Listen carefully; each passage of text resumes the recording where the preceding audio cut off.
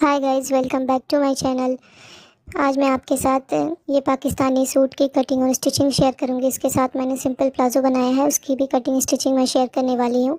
ये बहुत ही खूबसूरत लगा बनने के बाद। ये पाकिस्तानी सूट है जो नॉर्मली मिलता है इस तरह से। इसमें बहुत अच्छा बॉर्डर भी बना हुआ है। तो गाइस, वीडियो को अंत तक ज़रूर देखें। चलिए हम कटिंग स्टार्ट करते हैं। ये इसके साथ मुझे प्लाजो या पैंट बनाने के लिए ये फैब्रिक मिला हुआ है। 2 मीटर ये फैब्रिक होता है। और ये रहा कुर्ती का फैब्रिक। इस तरह से इस पर नेक लाइन दी हुई है और इस तरह इसके दामन में भी बहुत अच्छा वर्क किया हुआ है। और ये जो साइड का पार्ट है, इससे हमारी स्लीव बनेगी।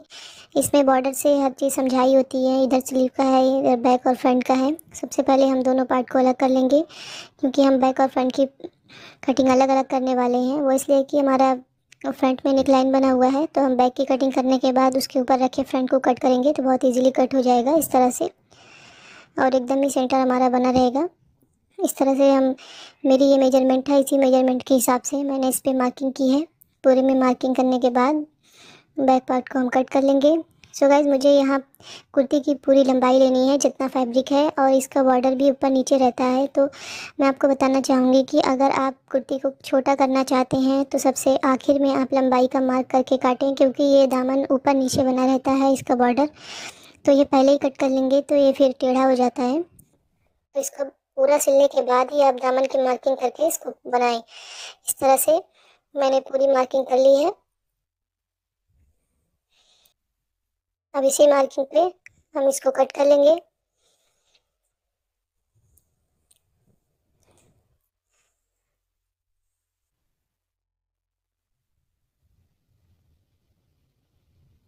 इस तरह से मैंने कट कर लिया है बैक पार्ट को। अब इस तरह से हम बिल्कुल सेंटर से फोल्ड करते हुए इसके ऊपर बैक पार्ट को रख के फ्रंट पार्ट को कट कर लेंगे। इस तरह से बहुत इजीली कट जाएगा।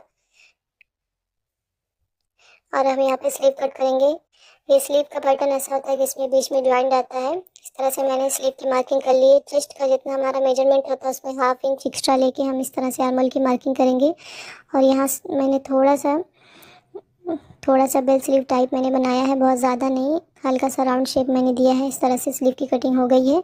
अब चलते हैं प्लाजो की कटिंग करने। ये कटिंग बहुत ही सिंपल होती है। सबसे पहले हम 2 इंच इलास्टिक का निशान लगाएंगे।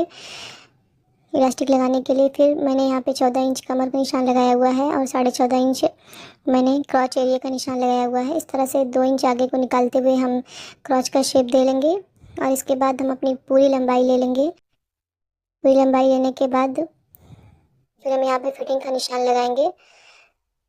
यहाँ पे मैं पतला ही फोल्ड करने वाली हूँ, तो मैंने 1 इंच मार्जिन रखी है। अगर आप चौड़ा फोल्ड करना चाहते हैं तो आप यहाँ पे 2 इंच मार्जिन रख सकते हैं। इस तरह से मैंने 10 इंच चौड़ाई ली है और इस तरह से शेप की पट्टी से एक दूसरे को मिला के प्लाजो को कट कर लेंगे।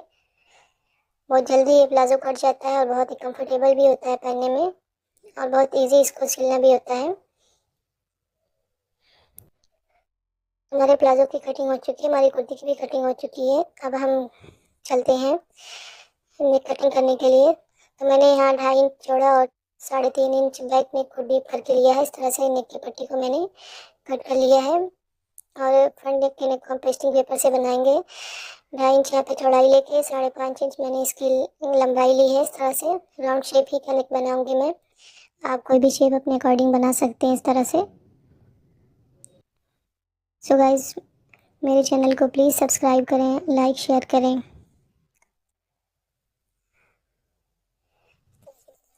नेक को कट कर लिया है।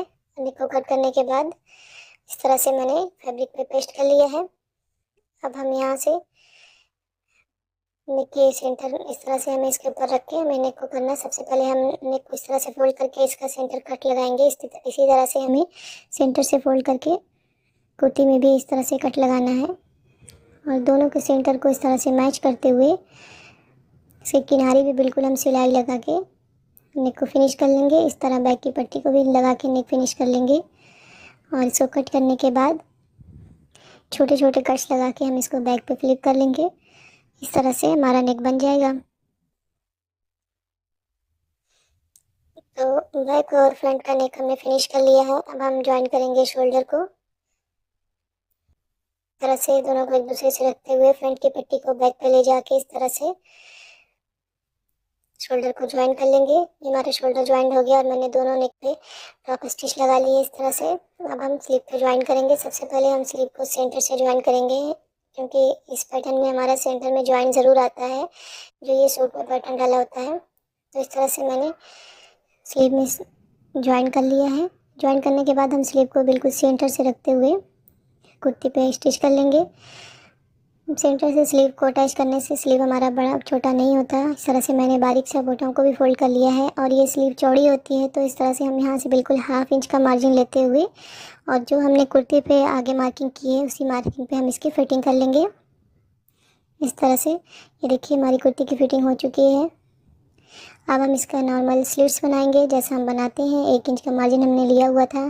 ये देखिए जो दामन मैं बता रही थी ऊपर नीचे रहता है, देखिए इतना ऊपर नीचे इसका बॉर्डर बना रहता है, इसलिए इसको फर्स्ट में ना कट करें। इस कुर्ती को पूरा सिलने के बाद आयरन करके फिर से हम इसकी लंबाई को चेक करके कट करेंगे इस तरह से मैंने लंबाई को चेक करते हुए बिल्कुल इक्वल करके तब मैंने इसको कट किया हुआ है। और यहाँ पे जो थोड़ा सा एक्स्ट्रा कपड़ा दिख रहा है ये टेढ़ा है, तो इसके बॉर्डर को ना लेते हुए हम इसकी लंबाई के हिसाब से इसमें कटिंग करेंगे।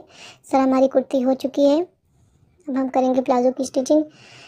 सबसे पहले हम दोनों क्रॉच एरिया को इस तरह से डबल स्टिच करके अटैच कर लेंगे एक दूसरे से। फिर इसके बाद नॉर्मली 2 इंच का जो हमने मार्जिन छोड़ा था उसको फोल्ड करते हुए इस तरह से इलास्टिक को हम पूरे में लगा लेंगे और इस तरह से बारीक से फोल्ड करते हुए हम बॉटम को भी फोल्ड कर लेंगे और इस तरह से हम डबल स्टिच लगा के इसकी फ़िटिंग कर लेंगे। ये देखिए हमारा प्लाज़ो तैयार है।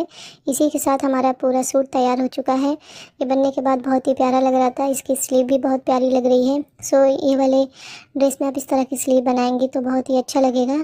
सो गाइज़ वीडियो कैसी लगी कमेंट करके ज़रूर बताएं। आपको वीडियो हेल्पफुल लगी हो तो please guys subscribe my channel और मेरी वीडियोज़ को शेयर भी करिएगा। Thank you for watching friends.